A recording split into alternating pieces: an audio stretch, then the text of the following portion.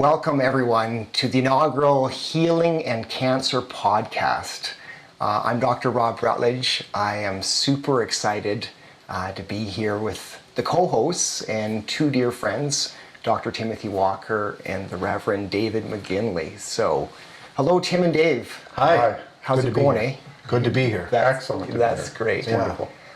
These two will introduce themselves shortly, but I thought I'd offer you the story or the genesis of how we came up with a podcast. And it goes back many years actually for both of you. In the late 1990s, I was a young oncologist at the Cancer Center, the University Center where I work, and raising a young family and started first weekly support group. And one day I was walking across the clinic and I saw this poster on the wall, and on the poster were these big letters, Awaken Heart, in beautiful white, set in a blue background. And as I came up to this poster, it was as if somehow I was being drawn in, and suddenly things expanded, this kind of feeling of possibility and kind of excitement and so on. And it was actually your stress reduction retreat poster, your weekly retreat poster. And immediately knew kind of in my heart, in my soul, that I really needed to meet with you. And my intuition was right. It was a real connection right at the start. Tim taught me how to meditate. He counseled me through some difficult issues in my life at that time. And you've really been a huge influence on my spiritual growth over all these years. So really very exciting to be with you. And so Tim and I actually conceived of the Skills for Healing weekend retreats. We've had 41 retreats in 24 cities so far. They've been a magical experience, but I'm telling you this story because of what you don't see when I'm hanging out with Tim. Is so many times sitting in his office, chatting with him on the phone, I'm thinking to myself, he's just offering such great words of wisdom. And I just think to myself, you got to put a video on that guy and share it with the world. And, running this charity and organization, finally coming to this point in the last 6 months or so, increasingly frustrated not being able to attract the audience through public talks and so on. And just getting irritated. And this is like ridiculous. And in my mind flashes podcasts, share that with the bigger world. And at that same moment of insight, poof, in comes David McGinley. And the fact that the three of us, more these two than myself, could actually offer something to really influence people, really help people on their journey. And I do want to just reflect a little bit of hanging out with Dave as well. So I met Dave actually probably in the late 90s as well. He was a spiritual care specialist. They used to be called a chaplain at the Cancer Center. And I knew from the people that I was serving every day that Dave is a really, really talented clinician, really making a difference in people's lives. But I was also just really impressed with the different talks that you gave. So a couple of years ago, you looked at kind of the literature, the evidence around the near-death experiences, and actually presented that at Ground Rounds. And the doctors, the nurses, and the therapists, the whole gang was there learning this kind of perspective and how people could feel more comfortable, and people coming back from near-death experiences, would have profound influence on their being and their perspective and so on. And so in my mind, I just knew that I wanted you to involve. So I'm really happy for you to be here, Dave. Really appreciate it. So within that context, I want to offer these two wise gentlemen. There's no pressure now to live up to the billing here. I want to offer you guys an opportunity to introduce yourself and really just say a little bit about your life story, your journey, how you became connected with healing in the cancer world. And within that, what does healing mean, and where's your passion? How do you help facilitate that? What's your relationship with it? And maybe just a couple words around the purpose of the podcast and what we might offer. So, wondering if Tim, you'd start us out. Pick up on that? Yeah, sure. Thank you. Thank you, Rob. That's very powerful gratitude. Yes, well. To you as well. Thank you. And I'm very grateful for Rob of setting all these things up and giving us opportunities to help and serve others. So when I contemplate this notion of my life and how I've gotten into Healing and Cancer Foundation it always comes back to, as a child, I had all the severe learning disabilities, and my family, I think there was a lot of psychic tension between my parents, and I was the middle child. And so even though it's a sort of upper middle class family and everything should be fine, I experienced tremendous angst and suffering and a sense of wanting to reach to something bigger. And I always was interested in consciousness and spirituality, but struggling and suffering and having a hard time in school and in life.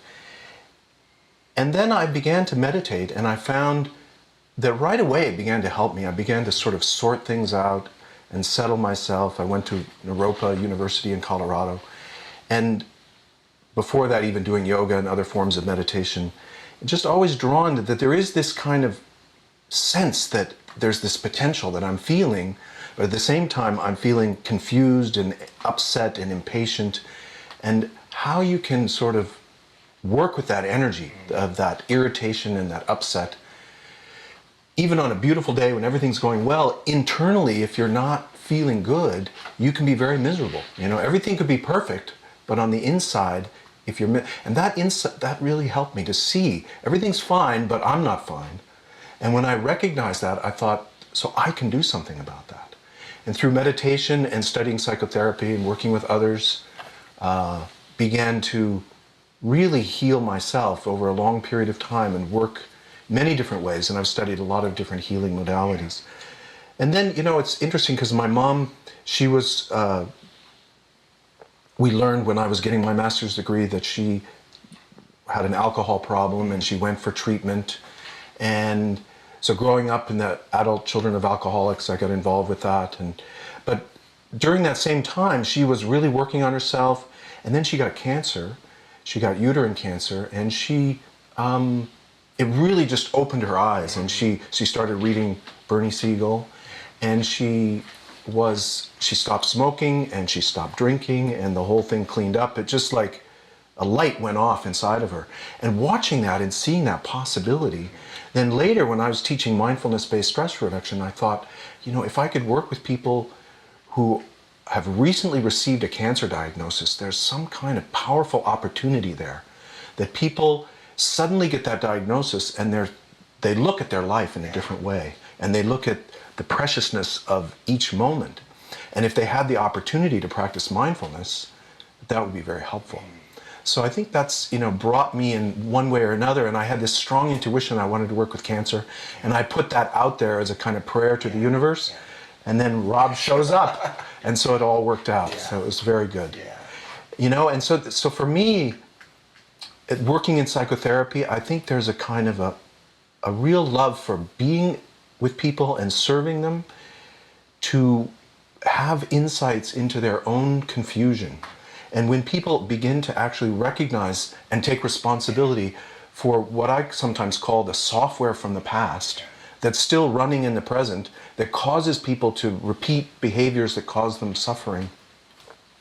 And then when they recognize that, and there's a moment of epiphany or a moment of release, and sometimes with different techniques helping people to release past trauma or whatever, there's really a sense that people can leave, they're unburdened. It's like they take rocks out of their backpack, or they just take that whole backpack off and realize they don't need it anymore.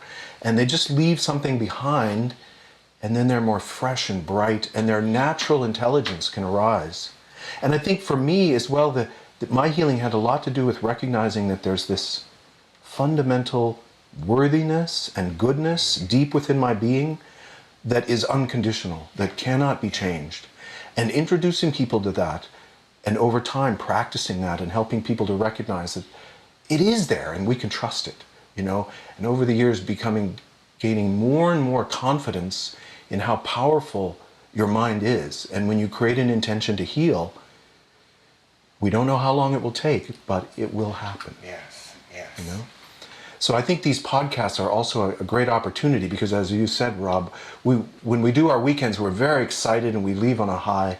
It's a very powerful experience, but it's one weekend for people who are struggling with cancer. And if we can somehow continue that journey for people so people can access all the people that have done our programs and other people who haven't, if they could continue the journey and get some inspiration to practice meditation and to pray and to really set their intention on healing, that would be a good thing. Yeah. And the fact is, people can empower themselves, that there are these techniques, starting with the basic like stress reduction and mindfulness and meditation, that actually allows a whole different perspective for us to capture and tap into. So there's that great possibility. And as well, I mean, I'm hoping that during the podcast we can tap into the bigger realm of spirit in some sense. And it's partly why I'm excited to have Dave here and offering his insights as well. So, yeah, it's been quite the journey and great to connect with you both. I also grew up with that background of a bit of tension in the family, middle child of a larger family, but it was quite an ideal childhood. My journey actually, I find, really began at 17 years of age when I was diagnosed with a tumor that was a very challenging tumor to work with called pheochromocytoma. Now that tumor creates a Molotov cocktail of hormones and chemicals, which, triggered by the adrenal gland, can explode into the body and most often is fatal because the blood pressure skyrockets and you have a cardiac arrest. So I've been dealing with that since I was 17 and I've had it 4 times and it grows very slowly. So it could be 10 years between tumors. And the only way to treat them is to surgically go in there and, like a bomb squad, try to take this ticking time bomb out. And it's a dangerous thing to do because when you manipulate it, it releases the chemicals. So, been close to death many times. Cancer has a way of accelerating your journey, of awakening you to the gift of your life and the mystery of who you are. And I love how you've put that, Tim. It's like we see the world as we are, not as the world is. The world could be perfect and wonderful, but inside there's another world. Cancer is this opportunity to confront that world and work with it intentionally. I was drawn to that. So this journey with pheochromocytoma as my fuel, leading me into asking better questions about life and then leading me into the ministry because I had outgrown my questions and needed to learn to ask better ones. right, bigger questions. So I became ordained as a Lutheran minister and I served in a church for 10 years and then was thrilled when an opportunity came up to work in the trenches with cancer patients. So I've been doing that for 11 years now. And it's a profound lesson. Every patient teaching me, reminding me of that struggle and engagement with life. So what I've been developing is a practice of spiritual therapy combined with psychotherapy and fundamentally an exploration in consciousness, which is where near-death studies come. The issue really isn't about religion versus secularism, or is there a God or isn't there a God? The mystery is one of consciousness. And does that continue? And how do you work with it right now? How ironic that the moments of greatest distress provide us with the greatest opportunities to work with our consciousness. Right. And as I say that, I recognize that I'm hardly a master in this. I have used mindfulness since I had the first tumor, but I didn't know that it was mindfulness. I had to learn to regulate the autonomic response, system, right? The nervous system, to calm down when the adrenaline, the fight or flight mechanism was surging in me. And had to learn to breathe into that and be present with it. And through compassion, shift my experience so that I wouldn't die. Right, literally. It was Moment to moment. moment to moment. Many, many times I did collapse because of the tumor, and several times to the edge of death. And as I look back on that journey, I don't feel any smarter. I feel very lucky. Yes. And I feel very much a student, learning these skills and developing them. Yes. So and now, learning from each other really is the, Oh, yes. Yeah. As we go forward. so What do you imagine as a potential benefit, or how could you think of the purpose of the podcast? In a sense, what are your hopes for the podcast as we create these over the next... I'm hoping these podcasts will ignite a curiosity and an enthusiasm and an excitement. A realization that if you have cancer, you're not powerless. Right. Right? Yes. You have resources, perhaps all the resources you need, with some assistance within you, to engage your life in a completely new way. Here, cancer threatens to take your life away while it amplifies the gift of your life. Right, all at once. Yeah. I'm hoping these podcasts can help you engage with the gift of your life. Yeah. So that even if your outcome is terminal, you are living fully and with that gift and grace to continue in a life with a depth that you didn't experience before. Yeah. Right?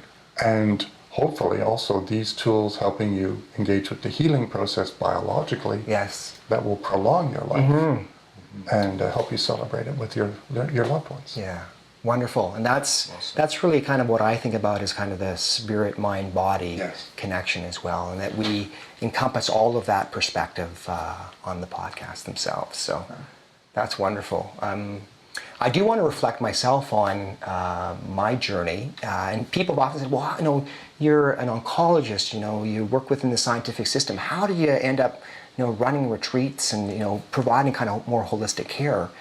And the fact is, I don't know. I honestly, it's like, it's not me. This didn't happen. You know, the eye is like kind of melted out, and I've just been kind of buoyed along with with life. And I mean, I can reflect on, you know, these kind of stages that I went through. I went to a medical school, University of Toronto in the mid-1980s, very much physical care. You know, there's the problem, here's the physical care, that was the end of the story. You know, maybe not that much different than these days in the medical system. But then had that kind of the universe conspiring to say there's something much bigger there. And it was a book called Love, Medicine, and Miracles by Bernie Siegel. And it was as if, you know, 10,000 volts of energy is coming up through me saying, pay attention, this is it. Not that I couldn't stop myself. So then just followed that journey of trying to empower people and, you know, really trying to understand healing and, you know, just facilitating the kind of all those levels, body, mind, and spirit. And it's also been really exciting for me in the last few years to learn about the neuroscience that shows that we actually change our brains. You know, that, you know, if you can be in a stressed mode and get that circuitry very strong, or you can actually be in relaxation mode, or you bring actually all those spiritual principles, you know, love, gratitude, compassion, meaning, and that actually has a physiology within our brain as well. And so in some sense, I'm hoping to share through the podcast that complete perspective, that we can empower the body. There are ways to actually love this body so much that it allows it to work better, so to bring that wisdom into the body. And love not simply as an emotion. Yes. Love as an energy, and I like to say Yes. love as the highest level of evolutionary consciousness Yes. Nice. that we're growing into. Yes. That's right. Yeah. And you can be intentional about that process. Exactly. So it's consciousness, that high level of consciousness literally coming into the body. Yes. So that's lovely. And then realizing that there are these healing techniques that we can actually teach people, and that there is this mystery that as we tap into it, it brings us to a bigger space and, you know, that great opportunity. So I just want to offer that and realize that it's the medium of conversation, right? So, I mean, something magical happens when we meet and connect, that we can bring together guests from distant places who have great things to offer us as well through, you know, Skype or phone call, et cetera, et cetera. And that there's real possibility to make a difference in one's life. So, yeah. So we'll finish our introductory session here, and we'll have a brief musical interlude, and we'll come back with this issue of how to deal with those most difficult of emotions. How do we actually work with that? And we have two great specialists to offer that. So thank you very much. Great.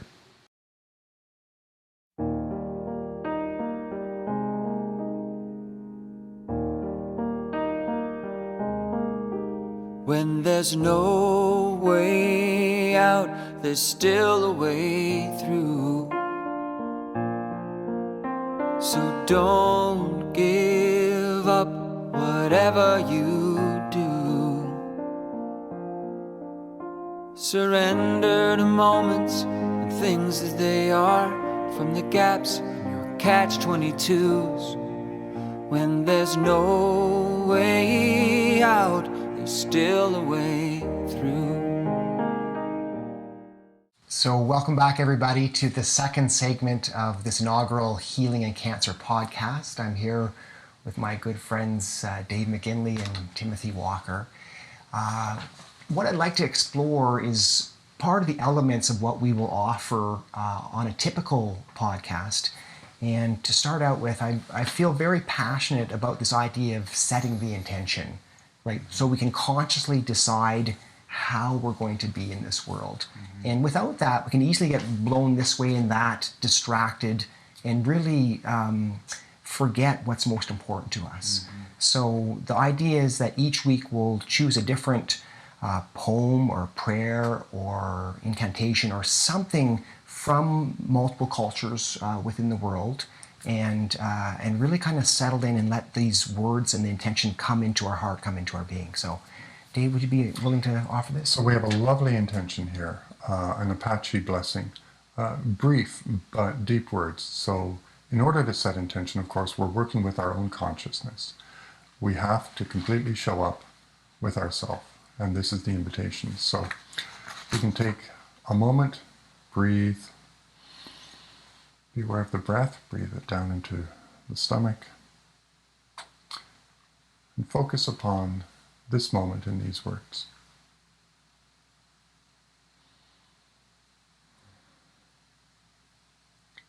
May the sun bring you new energy by day. May the moon softly restore you by night. May the rain wash away your worries. May the breeze blow new strength into your being. May you walk gently through the world and know its beauty. Know its beauty all the days of your life.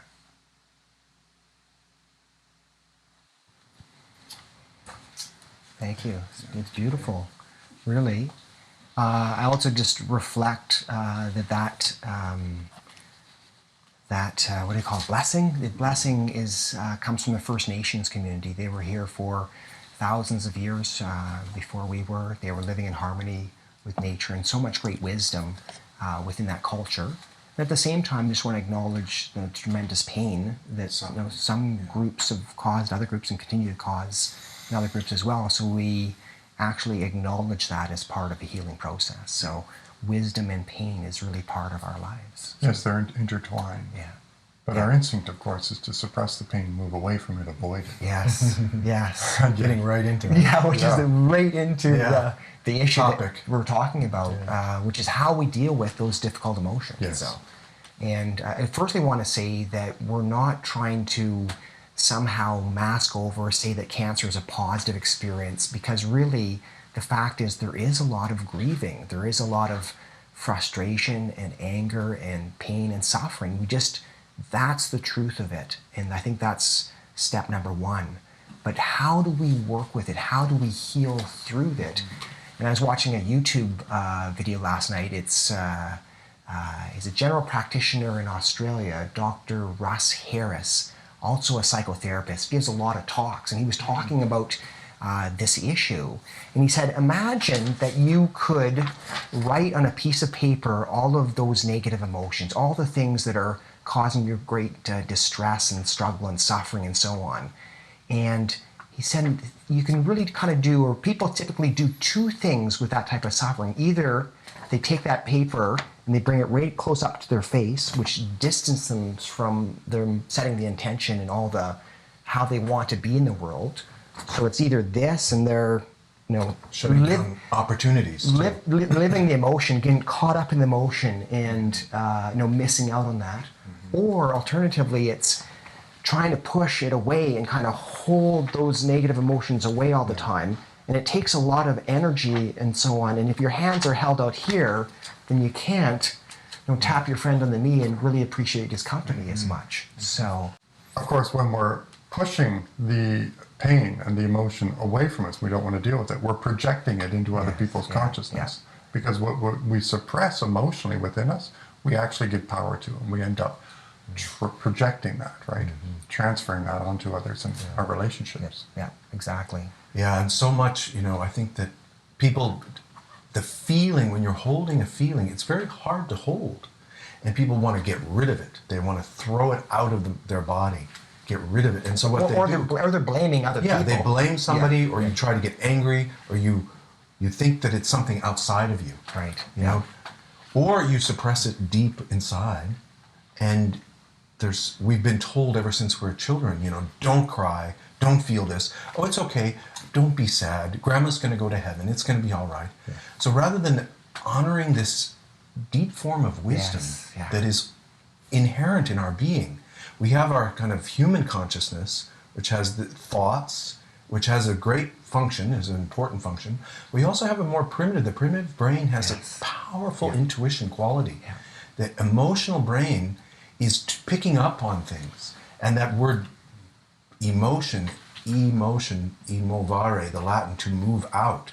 So it's connected with the word motivation.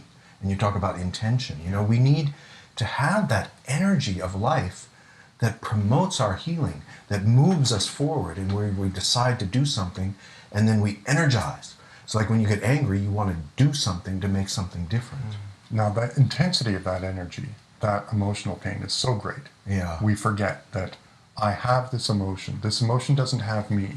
Yeah. Right. And I can work with this emotion. Right. You can sit with it. But how to help a person step back and observe themselves having that emotion. Right. That's quite the challenge, because that the emotion, is a challenge. Yeah. Emotion. It's in the Buddhist tradition, the Shenpa. It's got its hooks in you, and it's throwing you all over the place. Right. Because you're believing it. Right. Yeah. You're believing that it's true. And that it's all that there is. Yeah, and so that little bit of space, it's interesting because talk therapy and relationship therapy is a way to settle and get out of yourself for a moment and have somebody who's calm and peaceful to observe your emotions, and then you get a perspective. They share that kind of open, spacious perspective with you. And it's interesting how I think meditation and psychotherapy are very aligned in that way, because with meditation, you're learning to do that for yourself. You're learning to create a space in your mind, a space in your body, where you can observe the intensity of that feeling, but you don't have to buy into it. You don't have to let it feed your thoughts. Right, which is the difficult part. Yes. Yeah. And I just wanted, because I know you'll be able to continue to reflect on this, I want to actually bring it into a very practical, real situation. Yeah. And Dave tells the story of working with somebody who was just scared to death of a general anesthetic. Yes, going for a treatment that required general anesthetic was the ultimate terror for her. Not the treatment itself, the procedure itself. And so, because the emotion is held in the body, and the body will not lie to you. Right. We had to simply start with body consciousness. So, just in any meditation, you start with the breath. I asked her, "How do you feel?" She couldn't identify the feeling because it was so vast. I said, let's breathe into the body. Just listen to the body. Is there any place where it's really tense? And it was here. In the throat. It was here. Sometimes it's in the chest or the gut, but for her it was in the throat. Yeah. And it was blocking her scream, blocking her cry of fear, and blocking her voice of Trying truth. to not express that. Yeah. So she's trying to suppress that. While she was suppressing it, I could see it in her body language all over the place, right? So I said, well, breathe into that space. Just listen to it. Can you give it a color? Can you give it a shape? Yeah. She said, she described it as very sharp, really blocking there. And it was going to explode out. Breathe into that. I'd like you to be fully present with it. Just listen to that emotion. Give it a name. Terror. I'm terrified. What is the terror saying to you? Right? It's talking about her vulnerability, and it connected to a past trauma. Right. Pain is never in isolation. Right. And when we identified that past trauma, she burst into tears. Yeah. The emotion was now being processed and released. It wasn't held captive. And it took a long time, a few sessions, to help her express that emotion authentically. And to realize the key here is not to be together and not to be good, but to be authentic. Right. Yeah. To be real. To really fully show up with yourself. And when you encounter yourself without those scripts or pretending to be something that you're not, well, then you're able to practice compassion and presence. Right. Because it's naturally already there. It's already there. Your nature knows how to do this. Yeah. But we've forced ourselves to be different than our nature. Yes. And that it's really removing some of those ideas and suppressions and the supposed tos and the have tos and the musts about you always have to be like this. You know? Have to be strong. The programming. When you're dealing with cancer, that instinct is so great. Your greatest emotional burden in the heart isn't your own pain and suffering, it's actually the suffering of your loved ones and family. Yeah. That can be greater than physical suffering. Right. Yeah. Right. And how am I going to relate with them? Yeah. And how those relationships evolve over time. And how do I protect them from Yeah. this distress? Right. Then the inner world becomes one where you are alone. Yeah. Right. Vulnerability can create intimacy and connection Yeah. where you feel safe. Yeah. Yeah. But we tend to judge it, block it, and go through the experience in a very lonely way. Yeah. Suppressing and then feeling isolated in our suppression, and kind of Yes. those layers of suffering that we put on ourselves, as opposed to being real and authentic and sharing both sides. Yeah. We use that opportunity.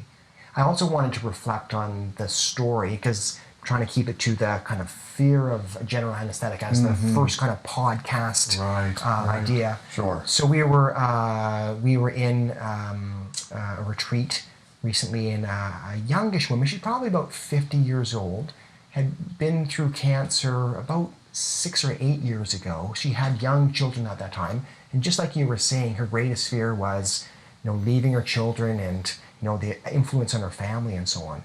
She was also she described herself as kind of a gawky type of character, lanky with these big size 13 shoes, and just I can identify with that. just didn't have that feeling of self-love. And then she actually did the work. She said, when I first read Louise Hay, I thought, this is such fluffy stuff, I don't believe it. Yeah. But she actually practiced those skills. She would see herself in the mirror and she would say, I love you. And she did her work. And interestingly, so she was able to transform that. And it was 2 days prior to her operation at the retreat. She was going for another operation for another reason. And again, she was scared. And the Friday and the Saturday, she was really, really scared of not waking up from this operation. And so there's that very primal fear that's normal and natural. And so then how do we work with it? And maybe that's the reflection on the bowl of loving kindness. Yeah. So she did mention that it was very helpful and that she was going to do it. During the retreat. Yeah. So we did the bowl of loving kindness on Sunday morning, and it was very quiet in the room. And afterwards, I turned to Rob and said, "Wow, that was powerful." And then later in the closing statements, she said, "I'm going to use that Monday, and then when I go in for the surgery, I'll be repeating that meditation for myself." Exactly. So a skill that she had developed essentially around this issue of sending love to ourselves and having that capacity to hold whatever's there. Yeah. those negative emotions. And we're actually going to practice that one after our next musical interlude now. It's easier though, of course, to be compassionate for someone else than to be compassionate for yourself. Right. Yes. A lovely meditation in the Christian tradition is called redemptive suffering. In the Buddhist tradition, it's called Tonglen, where you focus upon what is distressing you. Then you breathe in more of that from other people Yes. and breathe back your compassion to them. And this shifts your relationship to your own experience. Yeah. And then you're compassionate with yourself. Yeah. I remember being afraid of anesthetic and going to sleep for my surgeries because I didn't know if I would wake up from them. When they take the tumor out, it releases those chemicals, and twice I died on the table. So going into surgery, I had to lie there and listen to my fear, located in my body, and just breathe into it, just be with it. Now, I trusted that soon I would be asleep and I wouldn't have to deal with the fear.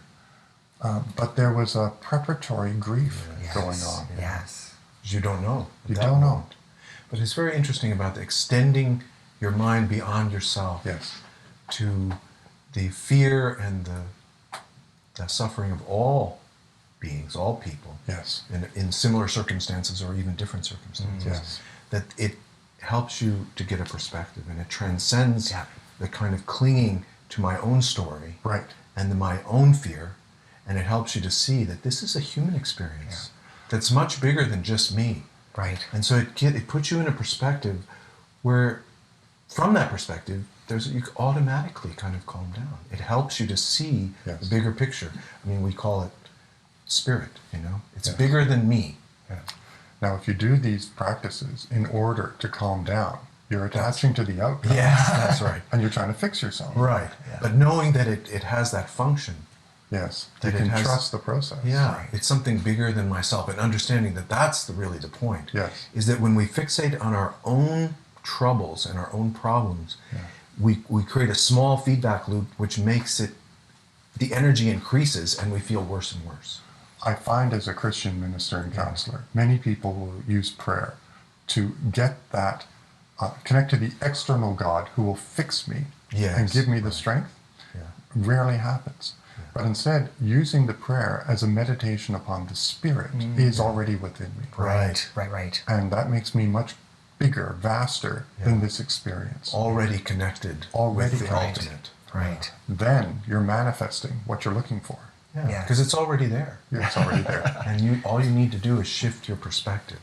Right. The quality of your presence will shift. And so we have that innate resilience and strength and so on. And yet I'd say we can still hold the fear. It's not like the Yes. fear is going Yes. to go away. It's not, yeah. It's wise. Right. It's saying something very important. Right. And so holding that, and that's what I'm hoping that we'll embrace with these podcasts, is that we can do both. Yeah. We can actually share and feel those difficult emotions and at the same time express joy and spirit in our lives. Hope doesn't need to be exclusive to despair, right? We're more complicated than that. We're not black and white. Yeah. You can hold the two. Hold the two together Yeah. with compassion. Yeah. Wonderful. And so I think We'll move on to the I next. just almost tears my eyes. Wonderful teaching there. So we'll finish this section, and actually in the next section of the webcast, we'll actually practice this meditation called the Bowl of Loving Kindness. So thank you both again. Thank you. Yeah.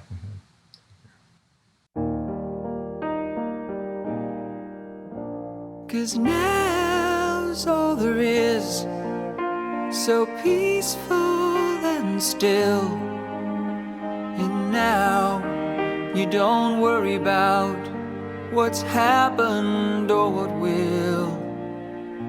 'Cause now never ends, and now's never been. And all of your answers are waiting for you here now.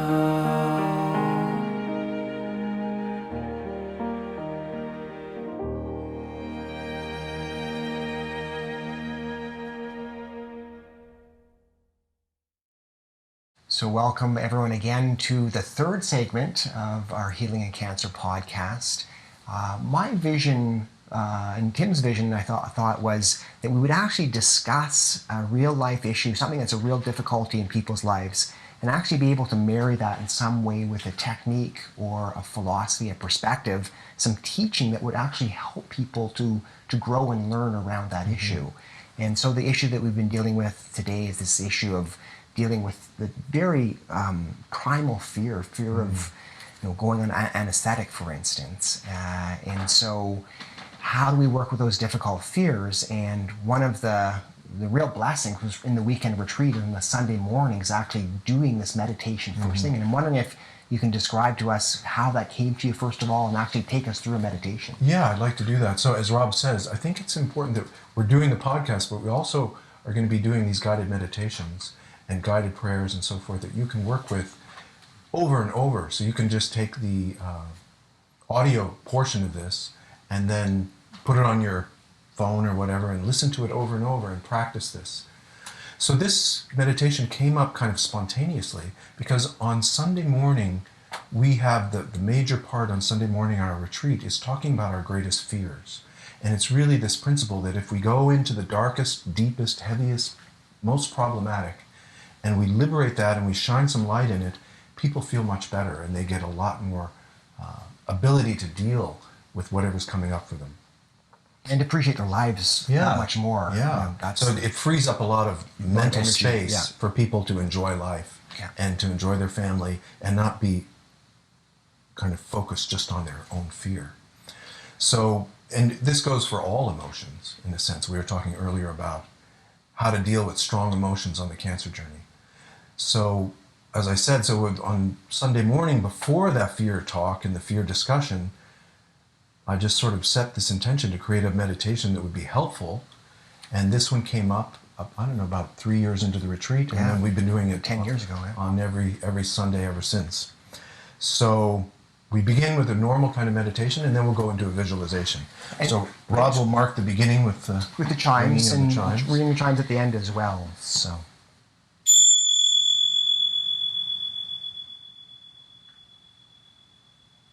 So we'll begin with basic mindfulness and awareness by rooting our consciousness with the body. So by feeling your body in the here and now, you can ground your mind in this physical presence. So give in to gravity and feel the weight of your bum in the seat, your sitting bones, your feet on the floor, your hands resting on your thighs or knees.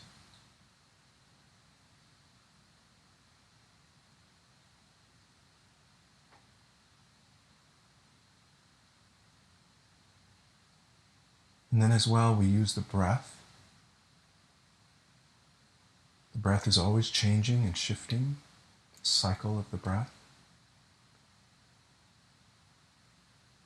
Feel your breath as you're breathing. And we do practice the belly breathing, which helps to settle the nervous system deep in the lower abdomen. But feeling the breath. Breath is life.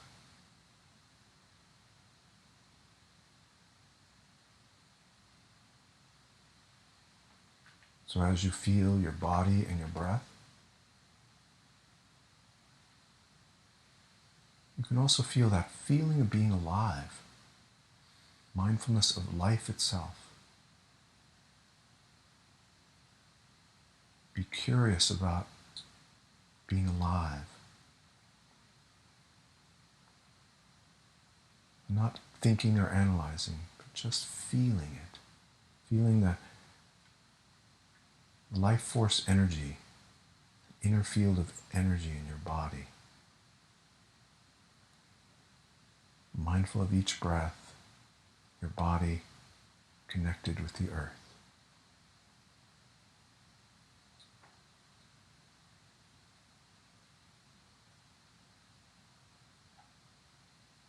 And thoughts may come and go.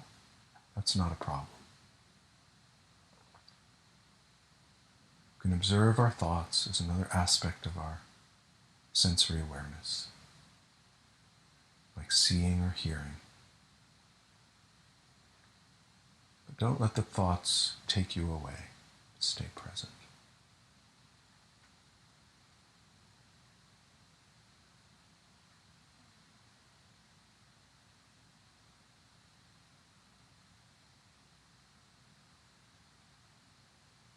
In that context of being grounded on the earth, practical life of our physical body, but also feeling the space above as your spine reaches towards the heavens.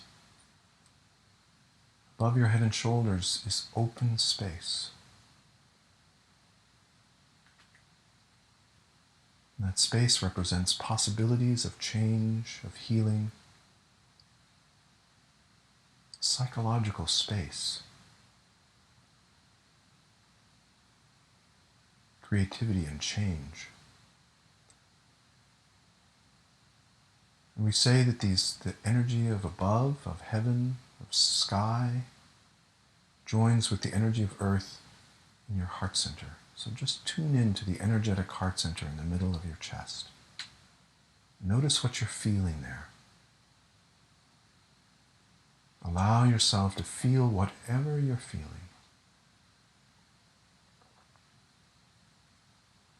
Even as if you're breathing through the heart, opening up the passageway of energy in the heart center.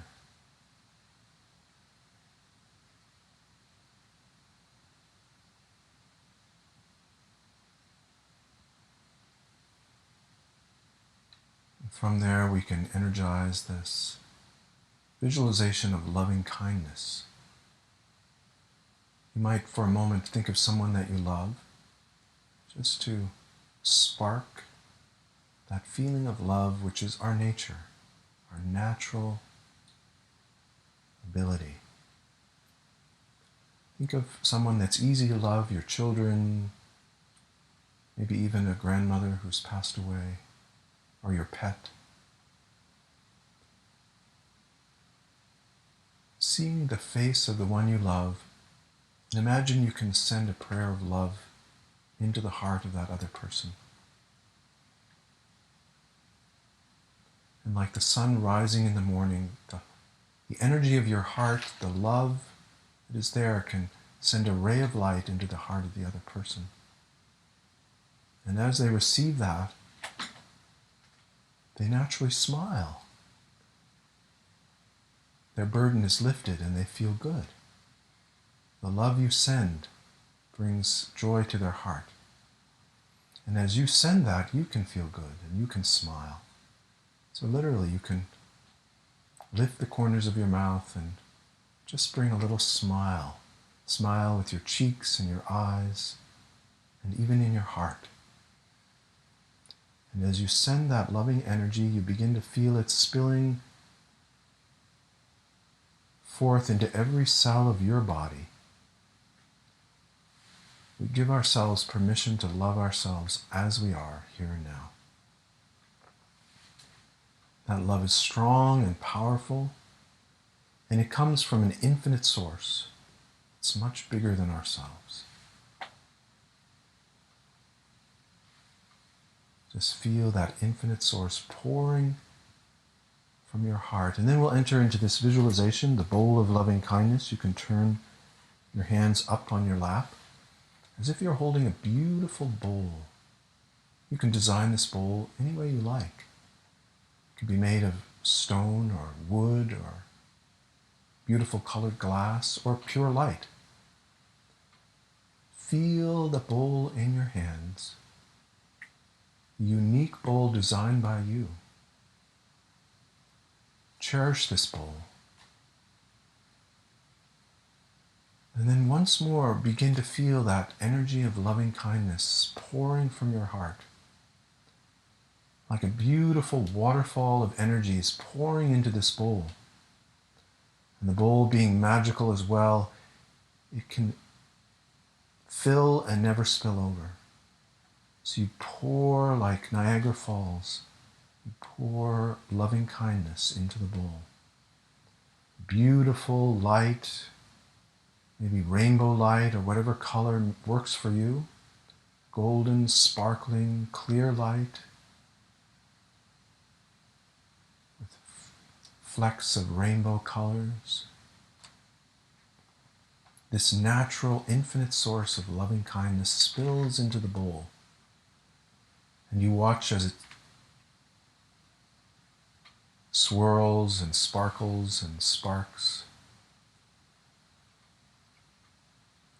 Beautiful bowl of loving kindness. And then you can reach deep inside your being, and anything that's been troubling you in the last number of weeks or months or years, the dark, difficult feelings. You reach deep into the dark corners of your being, pull out your most difficult fear,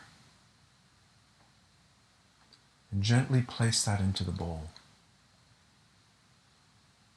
Whatever form it comes, as maybe a gnarly burr or a ball of tar or sparking difficult energy. And your anger, your sense of why me, a sense of pity, self-pity, a pity party, or wanting to blame yourself or others for your current circumstance.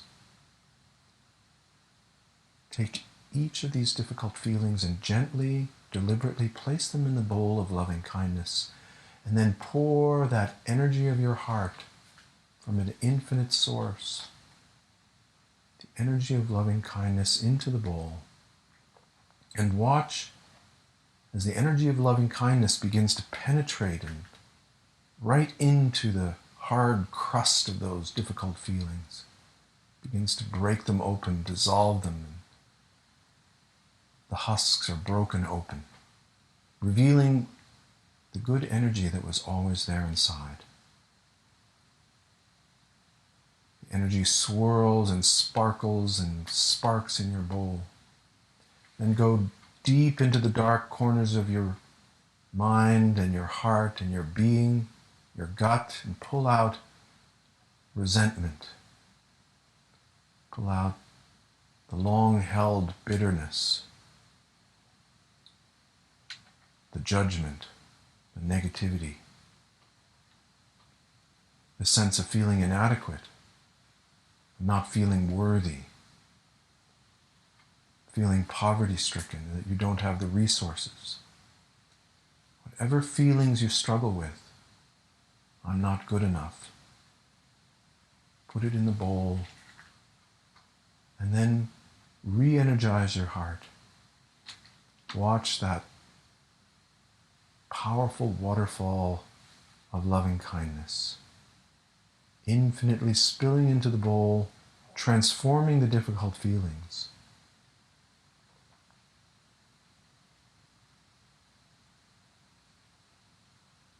Watch as they break open and shift and spin and turn and reveal the good energy that was always there all along.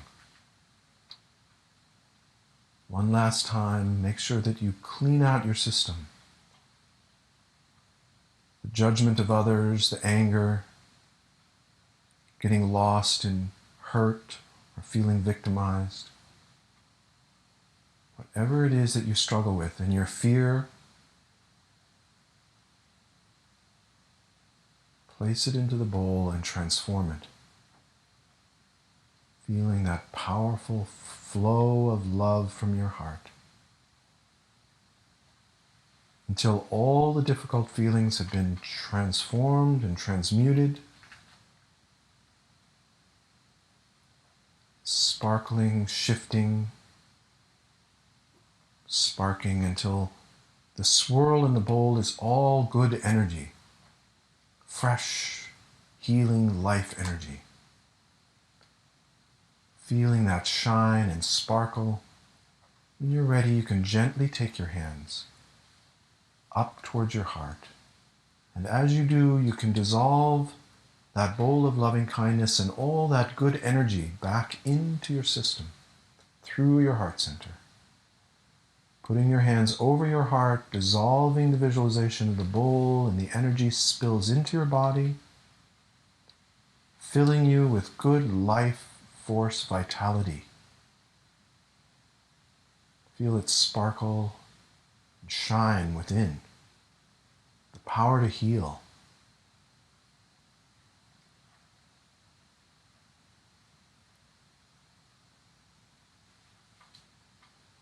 And when you're ready, you can place your hands back on your lap. Relax, feel the body grounded. Feel your breath, and feel that energy of life, your own vitality. Align your consciousness, your mind with your body and breath, and simply be present. Breathe out and let go.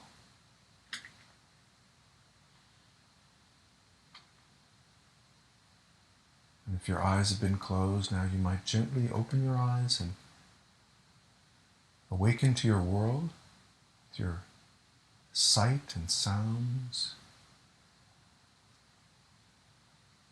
Looking out as if you're looking to the horizon where the sea meets the sky. Let your mind expand and your peripheral vision take in the whole space around you. Feeling grounded and rooted, you can breathe out and let go. Open to your life.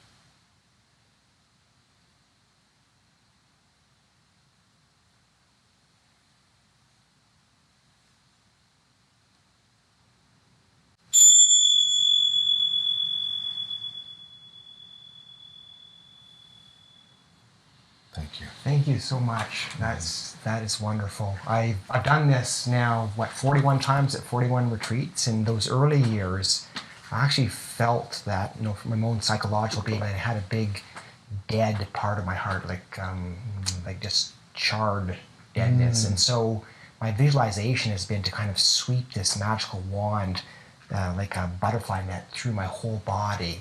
And that's what I'm scooping into and putting into my bowl. Yeah. And then just having that kind of infinite loving energy filling the bowl and transforming the dead bits into that sparkling energy. So it's really been helpful for me. And I know that I'm healing over the years because there's less of that kind of feeling and visualization within my body with time. So, yeah. So. Compassion is one of the wisest things that we can practice for ourselves. In the Christian tradition, we have the phrase "Lord have mercy," but a better translation is "Lord have compassion." Yeah. In the Islamic tradition, Allah is always described as the compassionate one. Yeah. So this is a profound, deep strength, the ability to be steady in the storm of emotional Yes. turbulence. Right. Exactly. And that we have that capacity to hold it all Yes. with this incredible, infinite amount of compassion. Yeah. And use whatever imagery is working for Yes. you. This Yes. is one of the bullets profound. Yeah. You're really working with your consciousness. This is not light, fluffy stuff. No. Compassion is a determined invincibility Yeah. in the face of your own internal scripts and the outward circumstances. Yes. It does change. When you change your mind and you change, especially this ability to love everything in yourself. Yeah. When you can really practice that, it naturally spills over into appreciating everything else in your life, others. Yes. And then when difficulties come, Yeah. there's a kind of a natural consciousness which can embrace that with love and appreciation and gratitude. Even if it's painful, difficult, Yes. you can actually transmute, the lead into gold. You can take that which is painful and difficult and see the good in it and use it and eat it up and make it work for you. And cancer is going to amplify this whole work. Yes. And that, in some sense, is what I'm hoping of the purpose of the podcast is that we bring that consciousness, we bring that wisdom to our real lives in the day-to-day. And so I'll end it there. Just very, very blessed to have spent some time with you and learned from your great wisdom here. And realizing that we invite people's issues, ideas, suggestions of speakers, and that you can visit us at healingandcancer.org and see lots of free videos. And so I just wish everybody have a fabulous week, month, year, however it is that we connect again. Thank you very much. Thanks, Tim and Dave. May all beings prosper. Yes.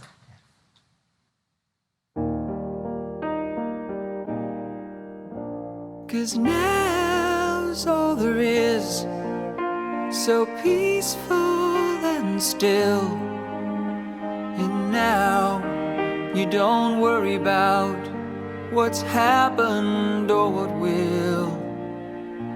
'Cause now never ends, and now's never been. And all of your answers are waiting for you here.